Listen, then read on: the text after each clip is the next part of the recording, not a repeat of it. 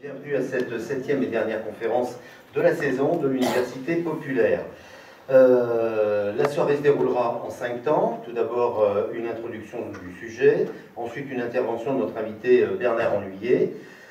Intervention qui, comme l'a dit Eric, notre président, sera filmée par Michel Chaput et mise en ligne à partir de mardi sur notre site MJC de l'Héritant, onglet Forum des Savoirs, vidéo, et vous avez les différentes vidéos qui ont été réalisées durant cette saison et les saisons précédentes. Ensuite, nous passerons 15 à 20 minutes avec nos 2 témoins locaux, puis le reste du temps, nous le passerons dans des questions que vous ne manquerez pas de poser à notre conférencier et aux témoins qui sont présents aujourd'hui. Et enfin, autour du verre de l'amitié, vous pourrez découvrir la collection de livres sélectionnés Jean-Marc Brunier, le libraire de Mâcon, du Cadran lunaire, notamment les livres... remercier d'ailleurs, mais il contribue lui aussi. Voilà, il contribue effectivement à l'animation de notre site de conférence Université populaire. Livres dans lesquels vous pourrez trouver le dernier livre de Bernard Hennuyer, C'est quoi être vieux? Ça se lit très très facilement en quelques dizaines de minutes, mais c'est assez éclairant et c'est assez revigorant sur la question de la vieillesse. Et en fait, Bernard me disait tout à l'heure dans l'entretien que nous avons eu que c'était le live d'une conférence qu'il avait donné et qui a été enregistré et remis sans aucune altération et sans enlever quoi que ce soit. Et puis il y a un autre livre qui a été que Bernard a commis, qui est Repenser le maintien à domicile. Bernard Hennuyer, vous êtes ingénieur. Vous êtes ingénieur, docteur en sociologie et spécialiste de la vieillesse. Vous avez été directeur d'un service associatif d'aide et de soins à domicile à Paris. Vous êtes enseignant, chercheur associé à l'Université de Paris-Descartes. Vous êtes également au comité d'éthique de l'Association des paralysés de France. Et vous avez publié plusieurs ouvrages, dont Repenser le maintien à domicile, que vous pourrez trouver tout à l'heure sur le banc de Jean-Marc Brunier. Ça, c'était en 2014. Et C'est quoi être vieux, le livre dont je viens de vous parler. Notre courbe démographique ne verra qu'augmenter les plus de 60, 65, 75 et 85 ans dans notre société, où l'on vit de plus en plus vieux et de plus en plus en meilleure santé. Je rajouterai quand même pour ceux qui arrivent à ces âges-là. Tout le monde n'y arrive pas. Vous nous dites que l'on confond souvent vieillesse et maladie, mais la vieillesse est aussi souvent associée à la dépendance. Dépendance qui ne veut pas dire maladie, mais incapacité de vivre sans l'aide d'un tiers. Le grand âge apporte son lot de nécessités de services à domicile ou en EHPAD. Notre pays est-il suffisamment outillé en la matière? L'accès à ces services est-il possible pour tous? Alors il est vrai que l'on ne traite que des retraités indépendants investis dans la société civile. Ceux-ci, forts d'une vie active dense, sont porteurs de compétences, de savoir qu'ils aimeraient transmettre. Vous nous dites, comme à regret, qu'on remercie ceux-ci, on les renvoie à la maison sans tenir compte de la valeur d'expérience. On observe que leur investissement dans le monde associatif est malgré tout important.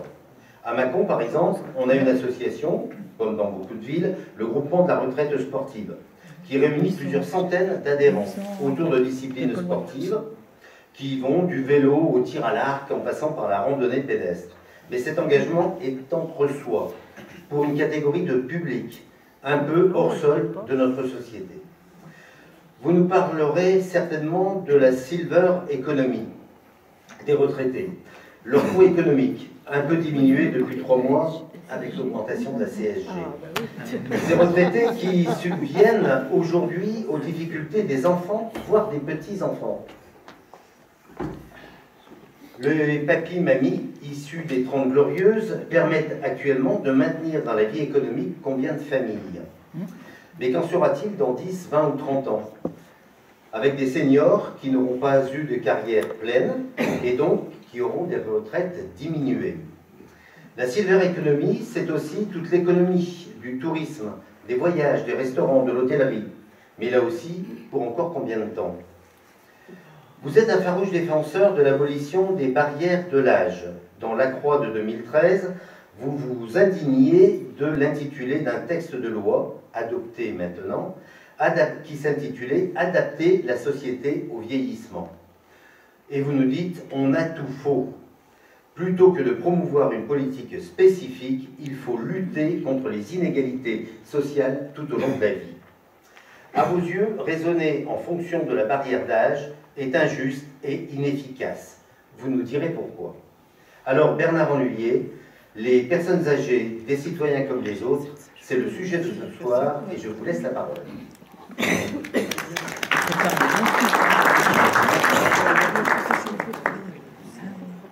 Merci beaucoup. Alors, je vais commencer comme tout bon coureur à pied à déclencher mon chrono parce que vous avez compris, on a un programme pour 3 jours et 3 nuits, hein, au minimum. Hein. Voilà.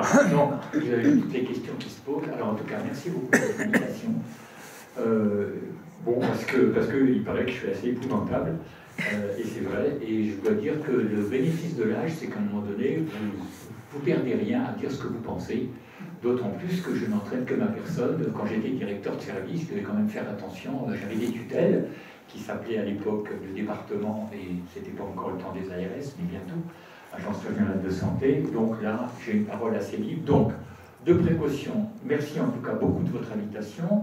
La première chose, c'est que, comme me disent mes étudiants, vous nous dites tout en même temps, vous finissez par vos phrases et c'est le bordel, et je leur dis, mais bien sûr, et vous êtes là pour mettre de l'ordre, hein, bien sûr, parce que sinon, c'est pas la peine d'être étudiant.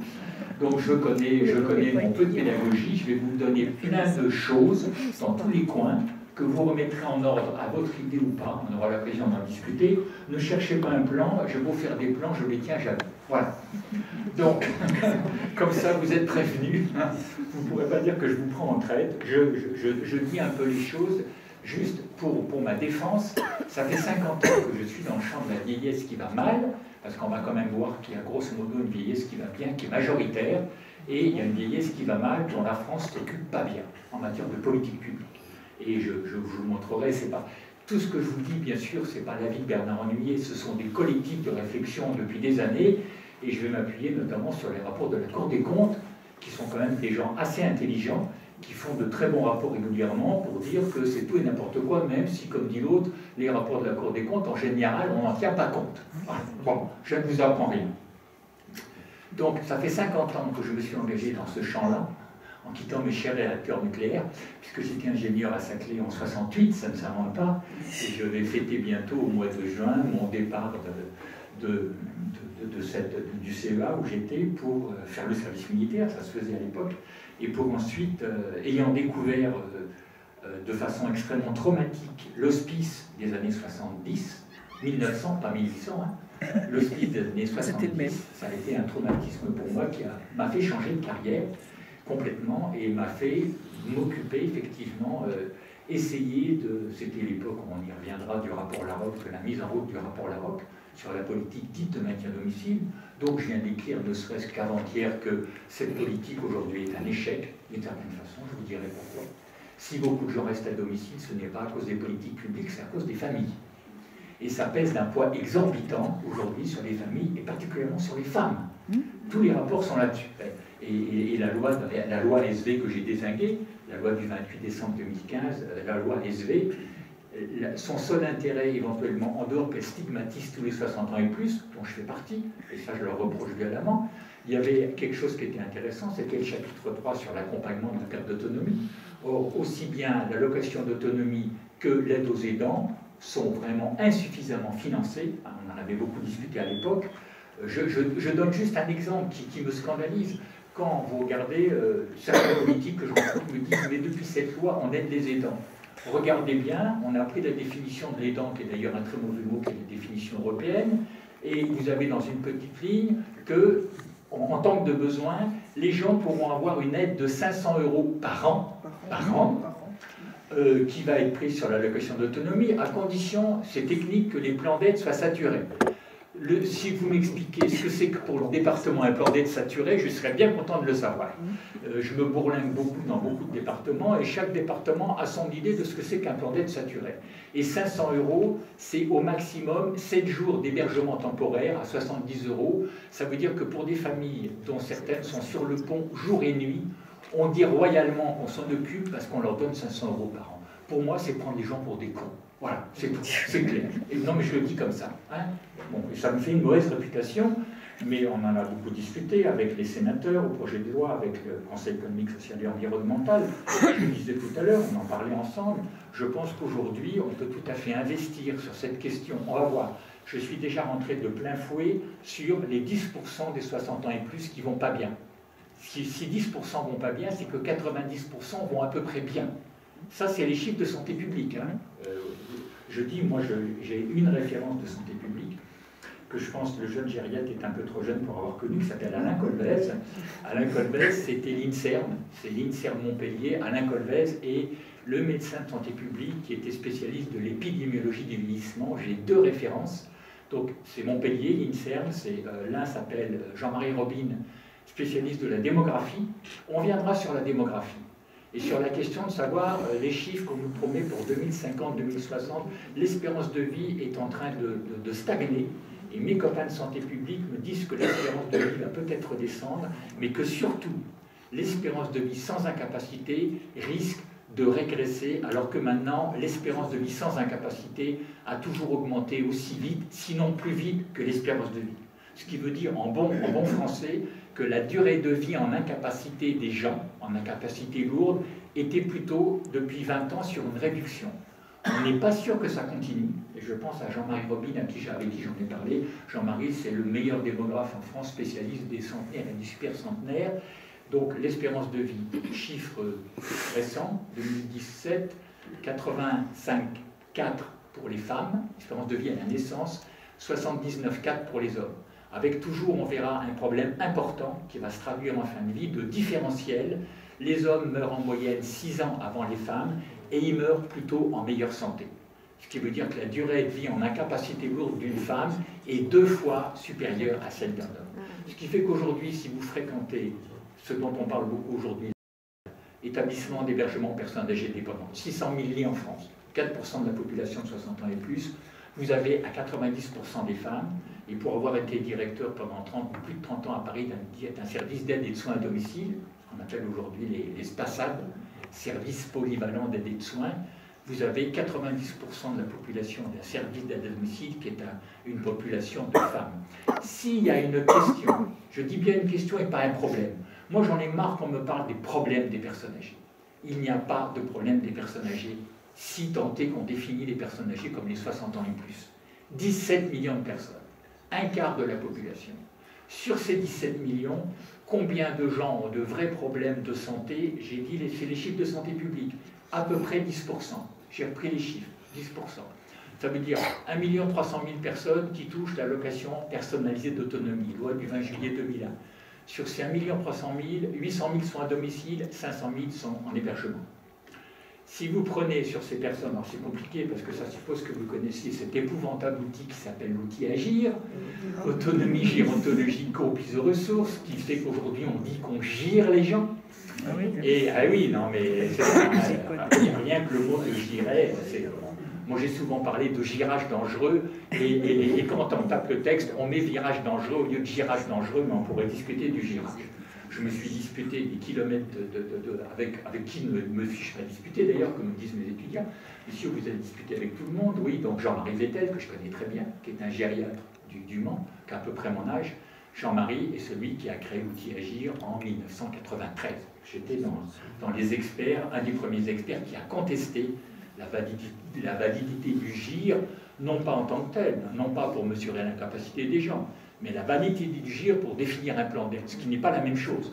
On peut tout à fait vouloir classer les gens par niveau d'incapacité, le GIR le fait très bien, mais on est d'accord qu'on ne peut pas se servir que des incapacités des gens sans savoir quel est leur projet de vie, quel est leur environnement, comment ça se passe dans leur logement, quel était leur parcours de vie pour définir un plan d'aide.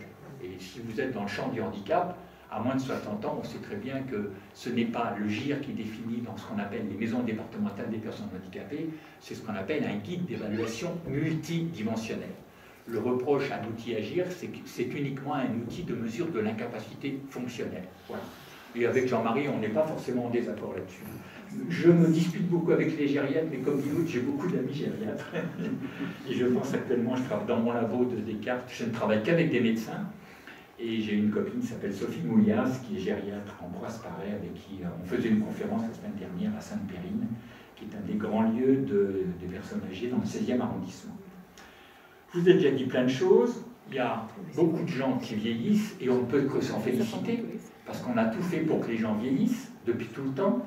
L'espérance de vie était de 45 ans en 1900, elle est aujourd'hui en moyenne de plus de 80 ans, avec quand même une inconnue sur... J'ai été fou furieux le jour parce que je suis tombé sur une statistique de l'INSEE. Il y a aujourd'hui 21 000 centenaires, à peu près. Hein. L'INSEE sort une statistique en disant il y aura peut-être 200 ou 500 000 centenaires en 2070. Mais qu'est-ce qu'on en a à faire? Qu'est-ce qu'on en a à faire de ce chiffre-là? Qui est un chiffre-là pour faire peur, qui va permettre aux Parisiens, le lendemain de la manif des retraités, de dire la France face au péril vieux. Moi, je suis scandalisé de trucs comme ça. Hein, alors, c'est le Parisien, d'accord, mais quand c'est France Inter qui reprend ça 2 jours après, la France face au péril vieux, mais qu'est-ce que c'est que ces conneries?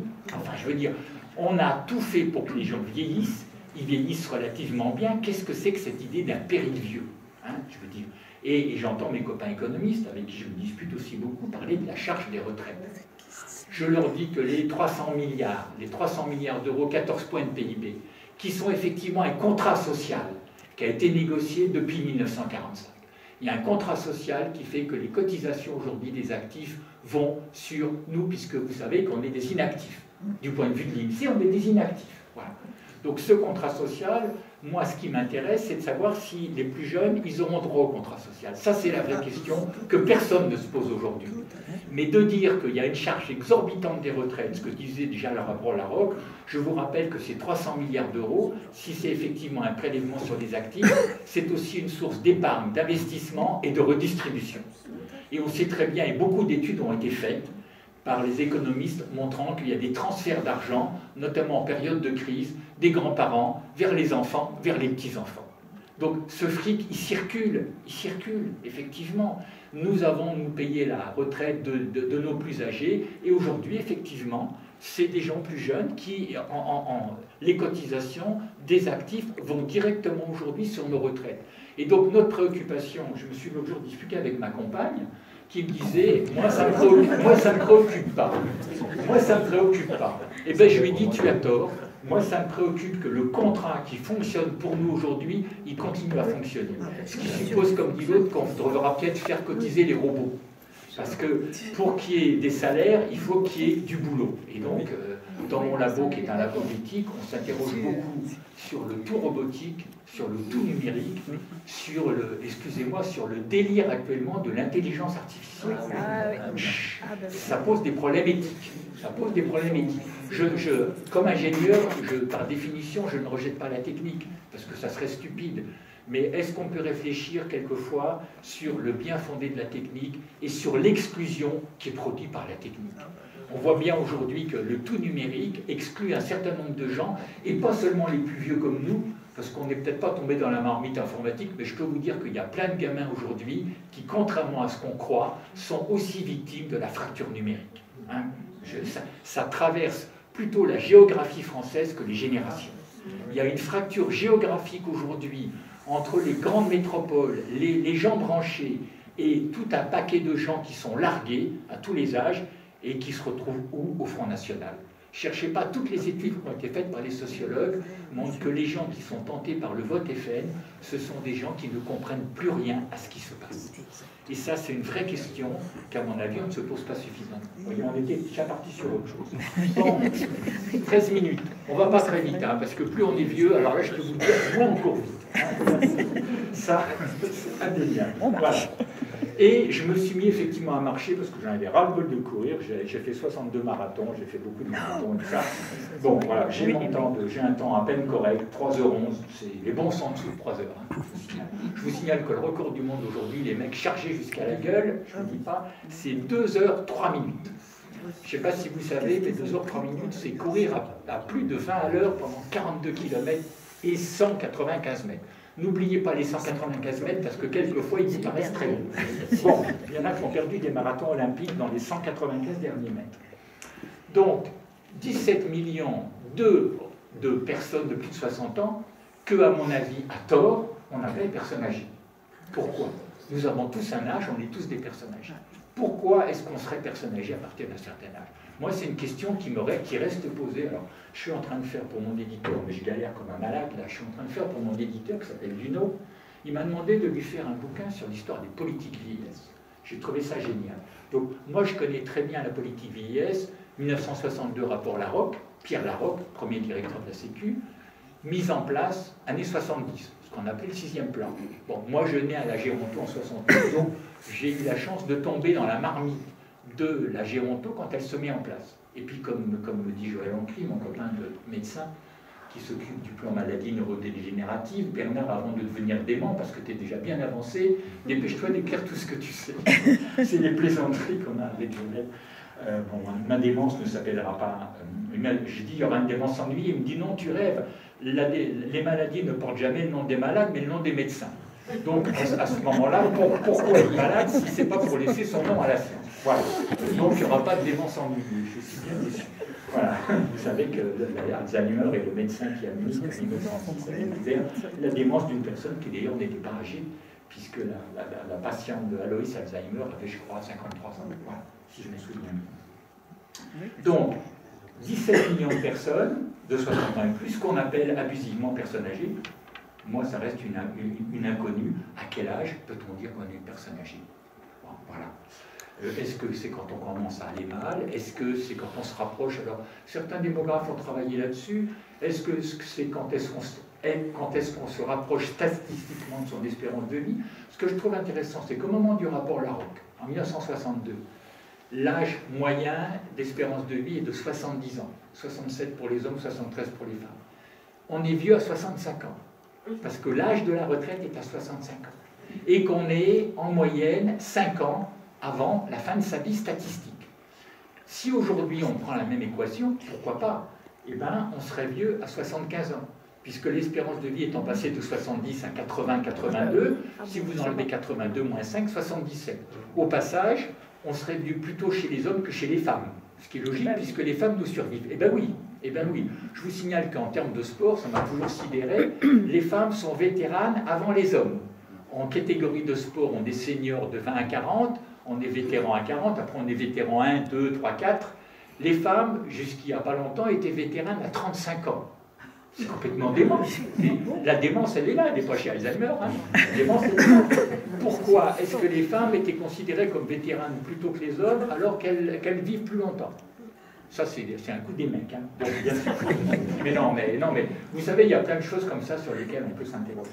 Donc, 16 millions de gens, 17 millions, j'ai révisé tout à l'heure, 17 millions de 60 ans et plus, 25%, dont, je le rappelle, de façon importante, 90% vont plutôt bien.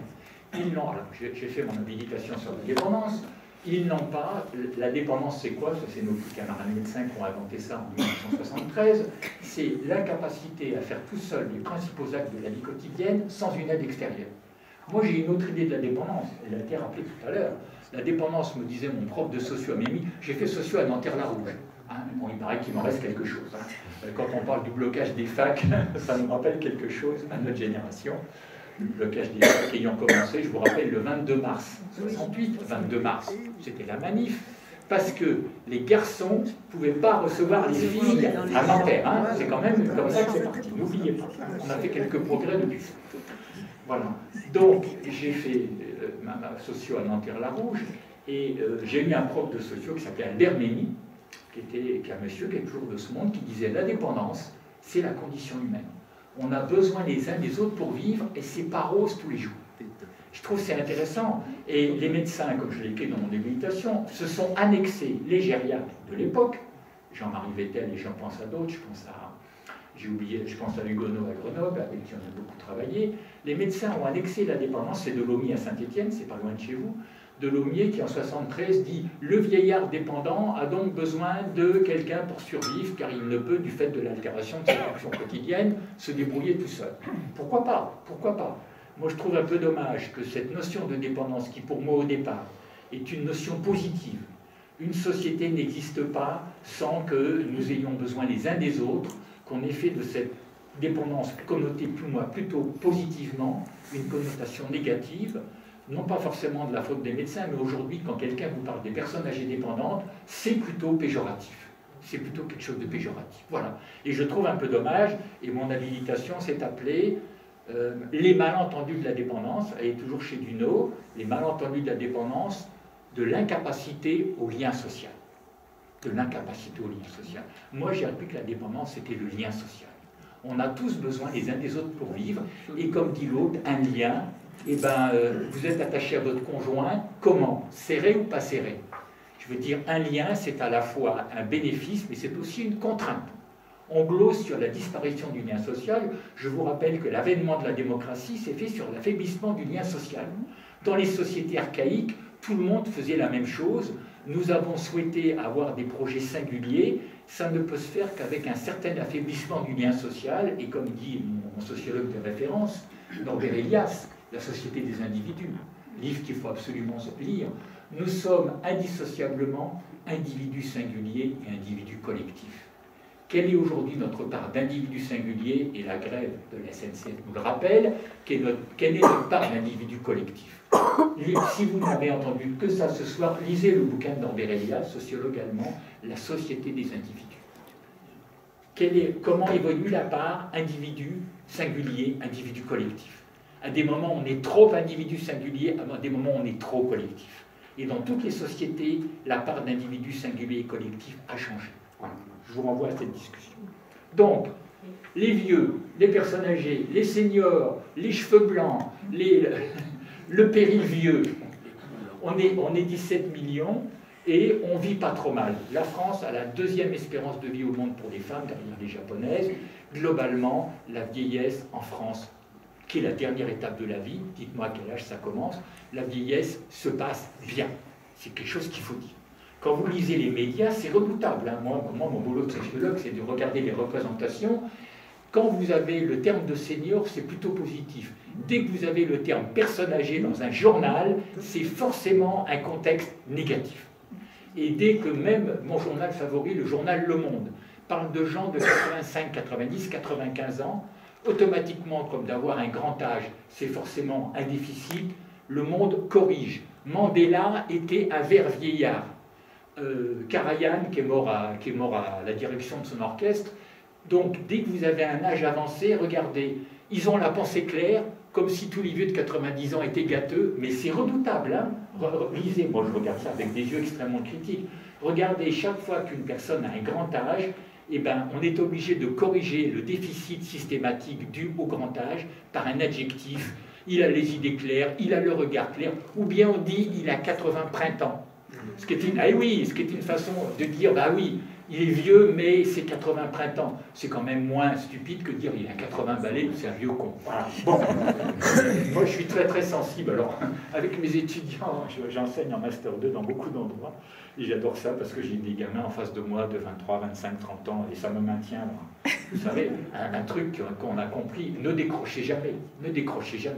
Parce que si vous décrochez, vous êtes perdu. Tout ce qu'on sait en matière de vieillissement, c'est que l'activité, quelle qu'elle soit, elle protège. J'ai lu un truc, ça concerne les gériatres, j'ai lu un truc tout à l'heure, que les gériatres ont découvert que, même pour des gens de plus de 85 ans, alors j'ai bien retenu, 18 minutes de marche rapide 3 fois par semaine étaient vachement efficaces et qu'on pouvait faire récupérer des capacités, y compris pour des gens qui étaient éventuellement en déambulateur. Je trouve ça très intéressant. Les bienfaits de la marche à pied rapide, voilà, même après 80 ans. Voilà, j'ai lu ça tout à l'heure, bon, je ne sais pas quel site sur Internet. Bon, 23 minutes. Je vous ai dit, on était parti pour une séance de nuit. Donc, les gens vont bien, hein, je trouve tout à fait, mais je vais m'arrêter là-dessus parce que sinon on ne va pas s'en sortir, que les retraités en France sont considérés comme... Les retraités, je viens de le dire, sont quand même souvent considérés comme des citoyens de deuxième zone. Ça, c'est pas pour une pensée de Bernard Hennier, c'est un truc des droits de l'homme il y a 3-4 ans. Et je ne peux que vous conseiller un petit bouquin que j'ai amené, qui est absolument... Ça a été fait par 2 polytechniciens, il y a 2 ans, aux Presses des Mines. Donc, ces deux X qui ont choisi, ils étaient en stage d'application à l'école des mines, ils ont choisi le sujet des retraites. C'est un sujet que l'école de mines proposait depuis 10 ans, que personne n'avait pris. Donc l'un était un des majors de l'X, donc quelqu'un qui sait à peu près de quoi il parle, et ils ont fait un bouquin sur les retraites, et on a travaillé avec eux. Le bouquin s'appelle « Les retraités, 2 points, oubliés et inutiles, point d'interrogation ». Et ces 2 gamins nous ont dit, après avoir fait un super travail, que je vous conseille, mais comment peut-on accepter un tel gâchis d'expérience, d'ancienneté? Comment la France peut-elle se priver? Comment peut-elle ignorer que 80% de l'aide à domicile aujourd'hui est fournie par, effectivement, essentiellement des retraités, des jeunes retraités pour les gens les plus âgés? Comment peut-on, comme tu l'as dit tout à l'heure, oublier que ces retraités font fonctionner beaucoup d'associations qui, si les retraités n'étaient pas là, disparaîtraient? Comment peut-on oublier que ces retraités remettent de l'argent en circulation, qui font du parrainage, qui font du tutorat? Comment peut-on oublier ça? Et je suis caricatural, bien sûr, je vous dis tout à l'heure, mais je trouve ce bouquin génial, parce que ces 2 gamins qui arrivaient comme des novices là-dedans, nous ont dit, mais c'est scandaleux. C'est scandaleux que la France tienne ces gens comme ça, un peu à distance. Moi, je peux vous dire que je l'entends, hein. J'entends première chose, j'entends, vous avez un boulot, monsieur, c'est parce que vous avez un boulot que j'en ai plus. Alors que dans tous les pays, on a montré, dans tous les pays d'Europe, on a montré que tous les pays qui avaient réussi à prolonger les carrières, non seulement les gens s'en trouvent mieux en dehors des questions de pénibilité, tous les gens qui ont prolongé le travail des plus âgés ont permis d'augmenter le travail des plus jeunes. Les économistes sont d'accord là-dessus. Qu'est-ce que c'est que cette histoire d'entendre dire si les vieux restent au boulot, ils empêchent les jeunes de rentrer sur le marché du travail? Ça, c'est une idée absolument fausse, que certains économistes stupides, pour ne pas être plus méchants, véhiculent. Hein. Je veux dire, je travaille avec certains économistes de Dauphine. Dauphine, c'est des néolibéraux. Hein, vous savez. Bon, voilà. Il faut bien connaître ses ennemis pour bien les combattre. Voilà. Mais en même temps, il y a des gens à Dauphine que j'aime bien, c'est comme des gériatres. Donc, les gens vont plutôt bien, on est quand même plutôt considérés comme des citoyens plus capables de comprendre grand-chose. Moi, je l'entends, hein. Je me suis arrêté il y a 5 ans, j'ai 73 ans, hein, vous avez compris, puisque j'étais à 23 ans en 68, donc avec un petit calcul, je suis de fin 44. J'entends de gens pas beaucoup plus jeunes que moi, il y a encore pas très longtemps, une copine qui a 58 ans, elle me dit, de toute façon, Bernard, maintenant que tu es à la retraite, nos affaires, tu les comprends plus, elles ne t'intéressent plus. Putain, c'est impossible d'entendre ça. Mais non, mais ma 2e fille, Mélanie, 39 ans, à la BNP Paribas, on fait des enfants qu'on peut. À la BNP Paribas, elle me dit, papa, mais tu te rends pas compte, t'es vieux, t'es fatigué, tu ne devrais pas te déplacer comme ça, tu devrais t'arrêter de travailler, tu ne devrais pas conduire la nuit. Mais non, mais écoutez, c'est une première main. Hein. Moi, quand je monte, j'ai appris à Mélanie à conduire en conduite accompagnée. Quand je monte avec Mélanie, je passe mon permis de conduire tous les quarts d'heure. Vraiment, tu ne te rends pas compte là, de ce que tu viens de faire. Tu n'as pas mis ton clignotant pour faire ci ou ça. Ok, bon, donc acte. Donc, il faut dire que cette pression subtile, elle existe vachement. Hein, elle existe vachement. Je pense que vous la vivez aussi hein, avec vos enfants ou petits-enfants. Hein, voilà. Bon. Alors, occupons-nous, on va s'occuper de nous. Moi, je crois qu'on ne se rebelle pas assez. Hein. Donc voilà, vous avez le mot d'ordre. Si on veut qu'on nous respecte un peu, si vous voulez qu'on vous respecte, il faut faire régner la terreur. C'est aujourd'hui comme la CGT est Sud. Hein. Faites comme ça. Pour vous faire respecter, faites régner la terreur. C'est ce que j'ai compris. Voilà. Si les gens vous craignent, ils feront un peu attention à vous. Bon, moi, je serai un vieux chiant, mais j'ai déjà bien commencé. Hein. Voilà. Je ne souhaite pas finir ma vie en EHPAD parce que je plains la direction. Mais bon, voilà. D'ici là. Donc, les 10% des gens qui vont pas bien, qui sont le vrai problème aujourd'hui, la France s'en occupe mal. Je l'ai dit, la politique, si vous voulez, dans l'histoire que je vous ai commencé mon livre sur l'histoire de la vieillesse, c'est très intéressant parce que cette problématique de quand les gens vont pas bien, est-ce qu'ils doivent rester chez eux? Est-ce qu'ils souhaitent rester chez eux? Ou est-ce qu'ils doivent être quelque part ailleurs? Au passage, on parlera de l'habitat alternatif. J'ai été en Allemagne il y a 15 jours, on a beaucoup travaillé sur les formes d'habitat alternatif, les domiciles collectifs, les petites unités de vie et tout ça, qui se développent aussi bien en France qu'en Allemagne. Cette problématique, elle date de bien avant la Révolution. En tout cas, elle a été mise en place en 1791 par La Rochefoucauld-Liancourt, comité de mendicité. Il y aura des secours à domicile, il y aura des secours d'hospice. Je vous rappelle aussi, mais c'est vous le savez, que, et ça s'était repris tout à l'heure, et c'est Larocque qui nous disait ça, vous savez très bien qu'aujourd'hui, la vieillesse est différente suivant l'appartenance de classe sociale. La vieillesse est différente suivant qu'on est homme ou femme, et ça on l'oublie, elle est différente suivant l'appartenance de classe. C'est ce que dit Simone de Beauvoir. Deuxième livre qu'il faut lire, La vieillesse de Simone de Beauvoir, 1970. Absolument incontournable. Donc de tout temps, il y a des gens qui ont mis un peu de sous, qui sont plutôt en meilleure santé, parce qu'on voit bien aujourd'hui, je voyais l'autre jour, à nouveau, en termes d'espérance de vie, les cadres supérieurs aujourd'hui vivent 7 ans de plus que les OS, et ils vivent 10 ans de plus en bonne santé. Et les 5%, dernière statistique que j'ai vue il y a 15 jours, les 5% des Français les plus riches vivent 13 ans de plus que les 5% les plus pauvres. Si ces chiffres-là ne disent pas quelque chose de l'inégalité sociale, et quand Pierre Larocque, quand on discutait avec Pierre Larocque dans les années 90, il nous disait « je n'aurais pas dû faire une politique de la vieillesse qui risque quand même d'être ségrégative, j'aurais dû imposer au gouvernement une politique courageuse de correction des inégalités sociales. » Allez regarder aujourd'hui une trajectoire. Alors bien sûr, vous n'empêcherez pas certains cadres supérieurs de très mal vieillir, mais statistiquement, si vous prenez 100 cadres sup et 100 OS, vous êtes à peu près sur des déterminismes sociaux. Voilà. Donc, la vieillesse, c'est d'abord un phénomène de classe sociale, qu'on le veuille ou pas. Les chiffres d'espérance de vie le disent très très bien. Donc, si je reviens à mes 10% de gens qui vont mal, depuis la Révolution, la société française, jusqu'aux années 60, avait plutôt choisi la solution de l'hébergement. C'est ce que disent les historiens. Je pense à une historienne qui s'appelle Élise Feller, qui a travaillé sur la période 1905, loi d'assistance aux vieillards, 14 juillet 1905, loi d'assistance aux vieillards, aux infirmes, aux incurables, et 53, la naissance du Code de l'aide sociale. Elle dit c'est l'âge d'or de l'hospice. Je pense, si vous avez vu le film Les Vieux de la Vieille, avec Gabin, compagnie, Freinet, tout ça, regardez Les Vieux de la Vieille. Voilà. En 1960, Larocque amène une révolution en disant « j'ai demandé aux gens ce qu'ils souhaitaient, même s'ils ne vont pas bien. » Alors, entendez-moi bien. On a parlé, à mon avis, à tort de la politique de maintien à domicile de Larocque. Larocque disait les gens, ils veulent continuer à être des acteurs sociaux parmi d'autres, ils veulent conserver leur place au contact des autres générations. Et pour ça, la meilleure solution, c'est qu'ils restent dans leur domicile. Vous voyez, encore une fois, le domicile n'est pas une fin en soi, c'est un moyen d'une politique. La question de savoir aujourd'hui, si cette volonté de rester au contact des autres, est-ce que le domicile, certaines fois, est la meilleure solution? La réponse est non. Mais l'EHPAD n'est pas non plus la réponse. D'où, bien sûr, toutes les solutions alternatives qui se développent depuis une vingtaine d'années, tout ce qu'on appelle colocation, tout ce qu'on appelle habitat intergénérationnel, tout ce qu'on appelle les petits domiciles collectifs, ce que les Allemands, moi j'aime beaucoup le terme allemand, qui s'appelle Wohngemeinschaft, ce qui veut dire communauté d'habitat. Et donc on a passé 8 jours en Allemagne il y a 15 jours. Alors le problème de l'Allemagne, c'est qu'ils ont une vraie politique publique. On en parlait tout à l'heure avec l'un d'entre vous.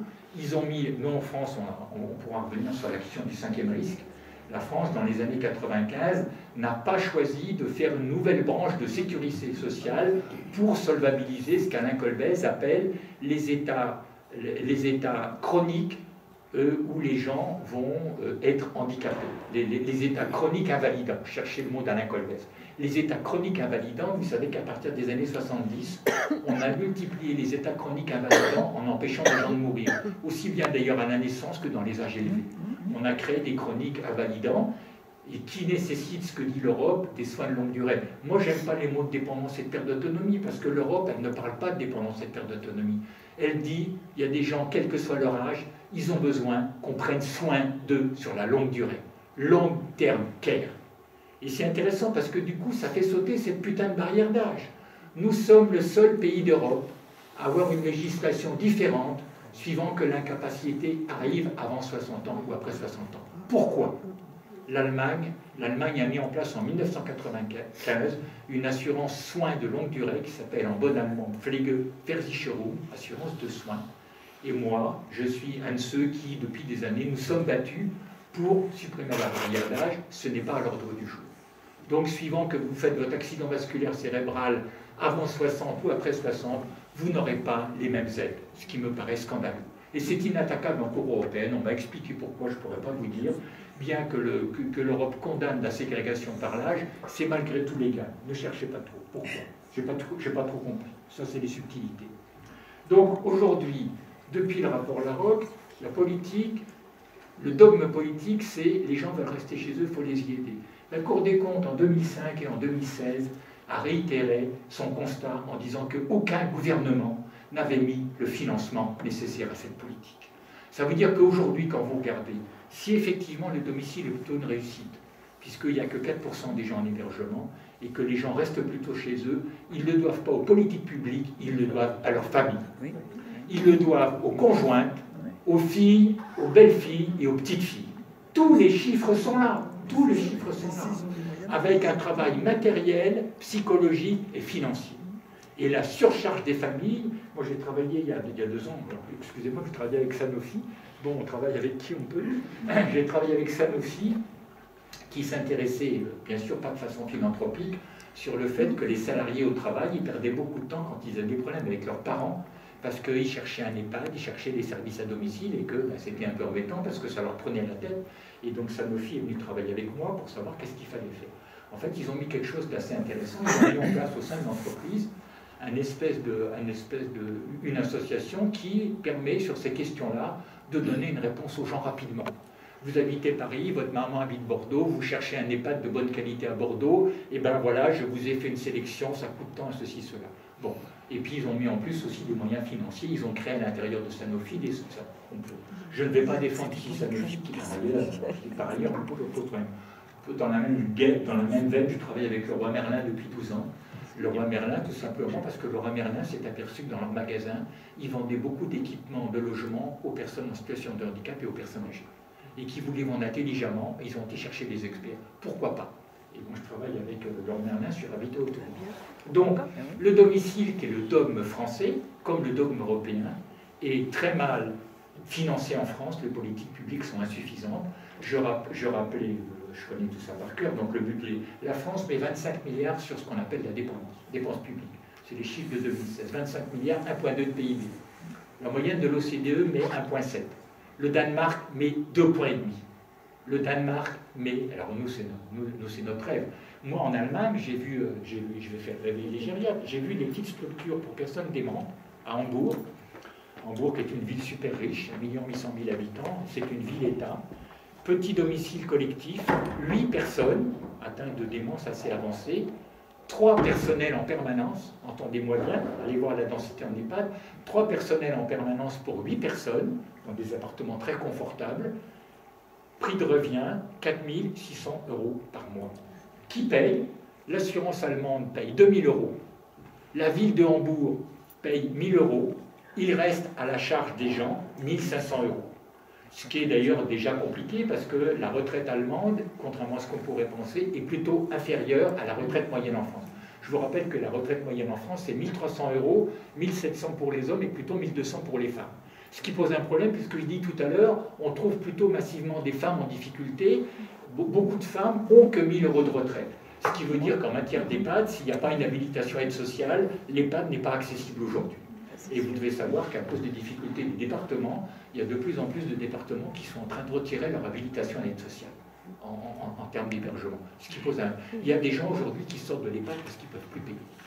Donc, en 2 mots, le domicile est aujourd'hui relativement marchand-rien, avec un poids exorbitant. Et donc, si demain je suis ministre, ce qui ne risque pas d'arriver, moi, je mets des sous sur la professionnalisation des aides, parce que je n'ai pas dirigé un service pendant 30 ans pour ne pas savoir que les aides-domiciles aujourd'hui, les aides-domiciles sont insuffisamment formés, insuffisamment payés, insuffisamment accompagnés, insuffisamment reconnus. Pareil pour le personnel d'EHPAD. Hein, avec mes petits copains d'EHPAD, on est assez d'accord là-dessus. Je regrette simplement que nous ne soyons pas capables. Les journaux se sont beaucoup agités sur les EHPAD le 30 janvier et le 15 mars. Je regrette qu'on n'ait pas associé, mais ça, c'est pas de la faute des EHPAD.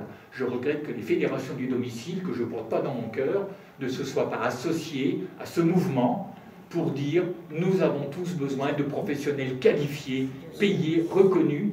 Et les Suisses ont montré, en termes de dépenses publiques, parce que le débat il est là, les Suisses ont montré, à Genève notamment, et à Lausanne, avec des gens avec qui je travaillais souvent, que si vous investissez dans le maintien à domicile, vous diminuez les durées d'hospitalisation, vous diminuez les consommations de médicaments. En moyenne, les consommations de médicaments en EHPAD, 10, rapport de l'IGAS de 2013. En moyenne, 10 médicaments en EHPAD. C'est le dernier rapport que j'ai lu.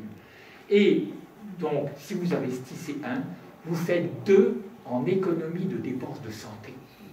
Pourquoi ne le fait-on pas? Moi c'est la question que j'ai envie de poser. Alors, la poser à qui? Aujourd'hui, nous n'avons personne en face de nous. Aujourd'hui, nous n'avons personne en face de nous. Et la dernière fois que j'ai été confronté à un directeur de cabinet, c'était du temps de Hollande, avec la dernière ministre, qui s'appelait Pascal Boitard, j'ai été confronté à un directeur de cabinet qui m'a dit « Ne me parlez pas de ces questions-là, je n'y connais rien. » Ah bah bien. Non mais les bras vous en tombent. Texto, hein, c'est une première main. Il s'appelle Julien Tiffin, je peux cafeter. Je l'ai rencontré, je sais pas, un an avant que Hollande disparaisse. Et il veut me voir pour je ne sais quelle raison. On commence à parler de l'APA, du montant de l'APA.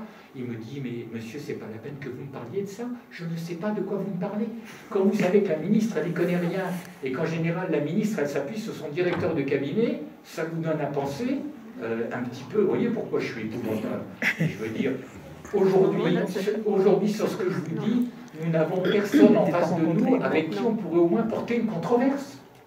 Alors bon, je n'ai pas d'atome crochu, je n'ai pas d'atome crochu avec En Marche, il se trouve que c'est comme ça.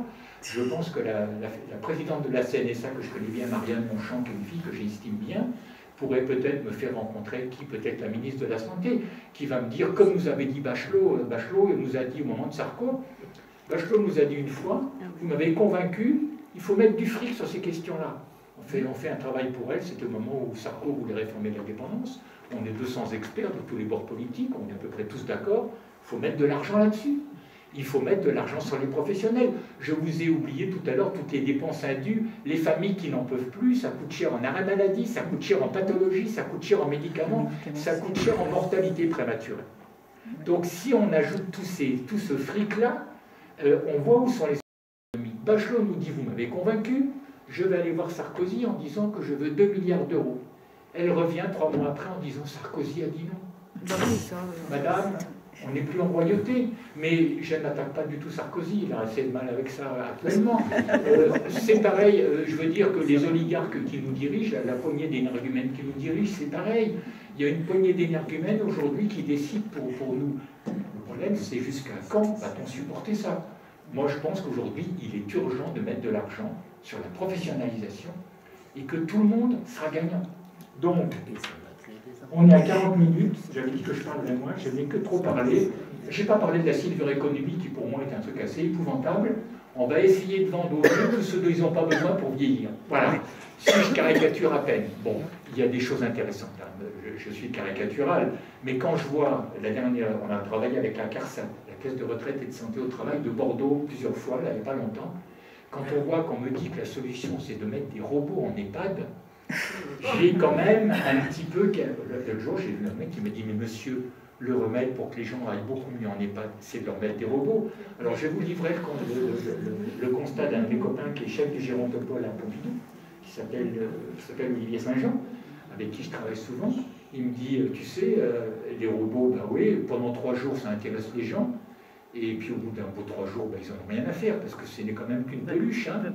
Et il dit, alors il m'a donné un exemple que je ne connaissais pas, il m'a dit, tu sais, avec les déments, c'est compliqué, parce que les déments, ils ne font pas de différence avec la réalité, et ça pose un vrai problème